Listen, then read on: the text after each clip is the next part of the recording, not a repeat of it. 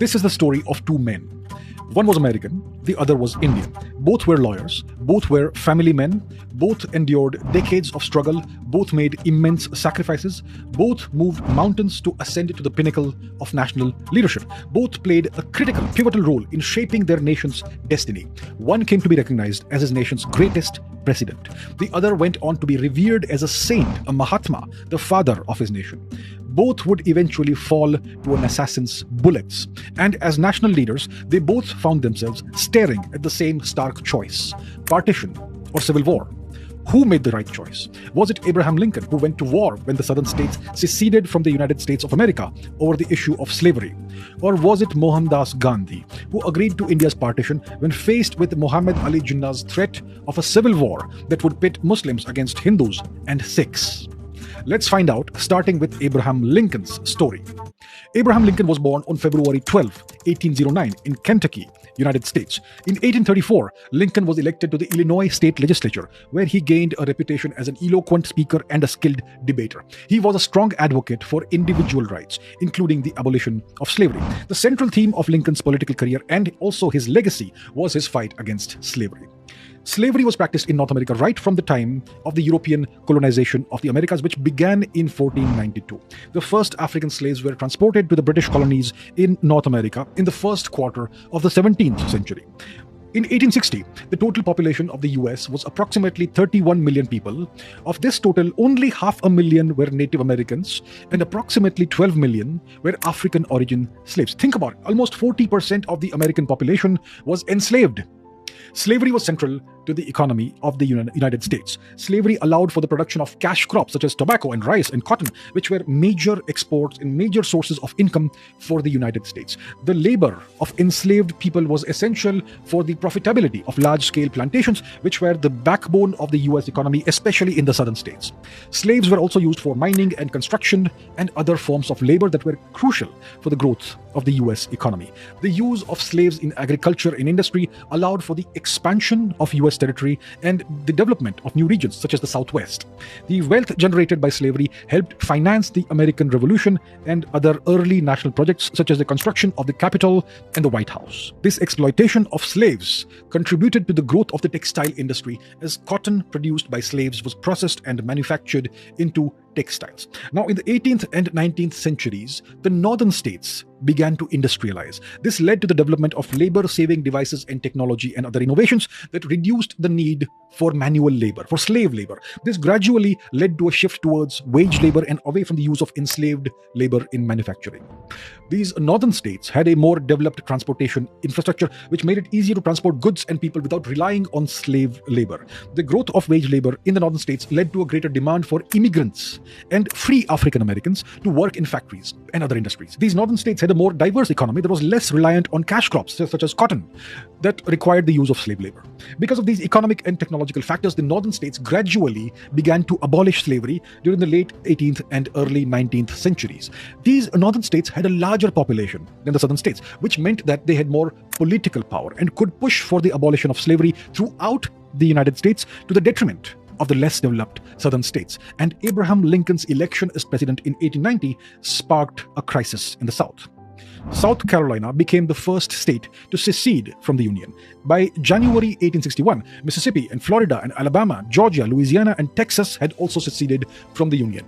By February that year, the Confederate States of America was formed with Jefferson Davis as its president.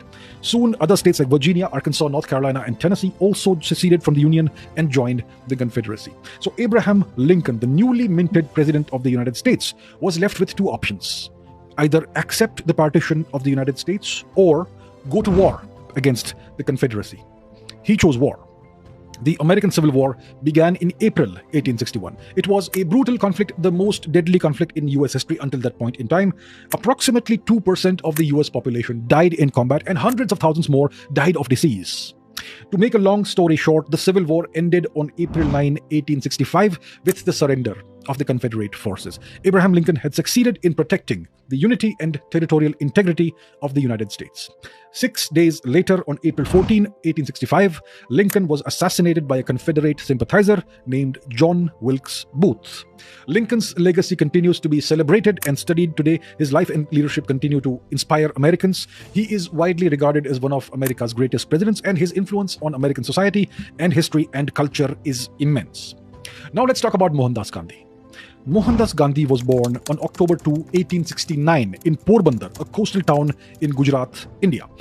He was born into wealth and power. His father, Karamchand Gandhi, was a chief minister of Porbandar and later became the Diwan or prime minister of the princely state of Rajkot. Mr. Gandhi's life and political career must be examined in the context of the British occupation of India. The British East India Company was founded in 1600 near the end of the Elizabethan era, and its purpose was to trade with India. At that time, India was incredibly prosperous. In fact, India was the world's largest economy for the best part of the past 2 millennia. The East India Company hoped to dip into some of this incredible wealth and enrich its stakeholders, its shareholders, and the English crown in the process.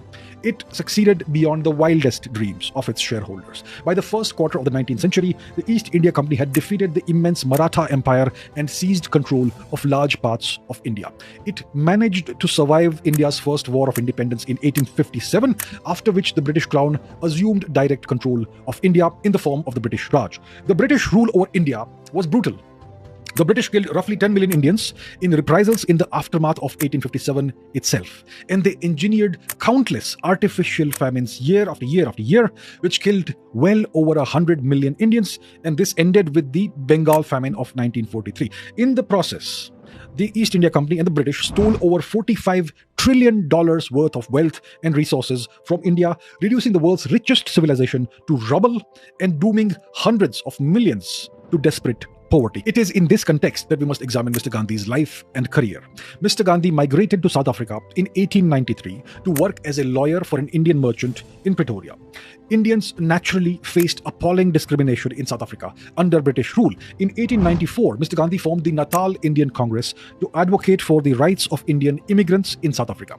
He soon developed the concept of satyagraha, passive, non-violent resistance, and used it to campaign for better treatment of Indians. In 1899, Mr. Gandhi sided with the British Empire during the Anglo-Boer War and formed the Natal Indian Ambulance Corps to provide medical assistance to wounded British soldiers.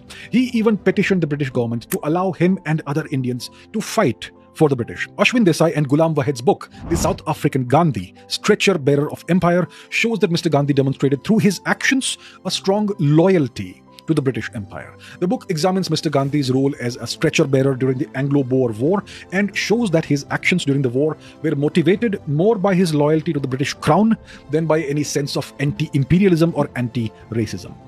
After the Anglo-Boer War, Mr. Gandhi continued to lead non-violent protests and civil disobedience campaigns in South Africa. His emphasis was always on passive resistance and non-violence. Mohandas Gandhi returned to India from South Africa in 1915 at the age of 46 as a celebrity. He immediately joined the Indian National Congress, which was created by the British bureaucrat Alan Hume in 1885. And Mr. Gandhi very rapidly became one of its most powerful leaders. Now, in 1906, the All India Muslim League was founded to represent the political interests of Indian Muslims. This was part of a long-running British policy of divide and rule, which sought to create internal divisions and tensions within India. In 1919, the Muslim League supported the Khilafat movement, which called for the Indian Muslim population to support the Ottoman Caliphate in Turkey and to protest against the British government's policies in Turkey. Clearly, this issue had nothing to do with India and India's freedom struggle. That same year, Mr. Gandhi endorsed the Khilafat movement and amplified the Khilafat leaders' views and ideology. By 1921, Mr. Gandhi had become the undisputed leader of the Indian National Congress. In 1922, the Khilafat movement's leaders criticized Mr. Gandhi for his commitment to non-violence and broke their ties with him. This movement, the Khilafat movement, fizzled out in 1924 when the Turkish dictator Mustafa Kemal Atatürk abolished the caliphate. And yet this Khilafat movement had a powerful cascading impact on the Indian freedom struggle. It became the catalyst for the demand for an Islamic Pakistan separate from India. In 1934, Muhammad Ali Jinnah, an erstwhile Indian nationalist who had opposed the formation of the Muslim League in 1906, returned to India after 14 years in the political wilderness. He set out to work for a separate homeland for India's Muslims. He set out to work towards partitioning India and creating a separate nation of Pakistan out of Indian territory. This also happened to be Britain's endgame, their exit policy for India. Now, Mr. Gandhi was deeply opposed to India's partition. Mr. Gandhi said that India's partition would happen over his dead body, and he undertook several fasts to try and prevent the partition. And yet, India was partitioned on August 14, 1947, and received dominion status, not independence, on August 15, 1947. Mr. Gandhi then proceeded to coerce, arm twist, the Indian National Congress into appointing the unpopular Jawaharlal Nehru, who happened to be favored by the British as India's first Prime Minister. On January 30, 1948, Mr. Gandhi was assassinated by Nathuram Godse. So now that we have examined and compared the careers and choices of Abraham Lincoln and Mohandas Gandhi, we must ask ourselves, who made the right choice? Was it Abraham Lincoln who went to war when the South seceded from the US over the issue of slavery? Or was it Mr. Gandhi who agreed to India's partition when faced with Muhammad Ali Jinnah's threats of a civil war, which would pit Muslims against non-Muslims? So here are the plain facts. After Mr. Lincoln's death, the United States went on to become a superpower. It is still the world's most prosperous and powerful nation. On the other hand, after Mr. Gandhi's death, India failed to live up to its immense potential in the 20th century. It remained an extremely poor nation with hundreds of millions of citizens suffering from crushing poverty. India is still a third world nation that is only now beginning to emerge as a major economic power in the third decade of the 21st century. It's taken that long. And what about Pakistan? Pakistan has forced India into 4 wars thus far. It has become the global epicenter of terrorism, and the civil war that Mr. Gandhi sought to avoid has taken on a nuclear dimension.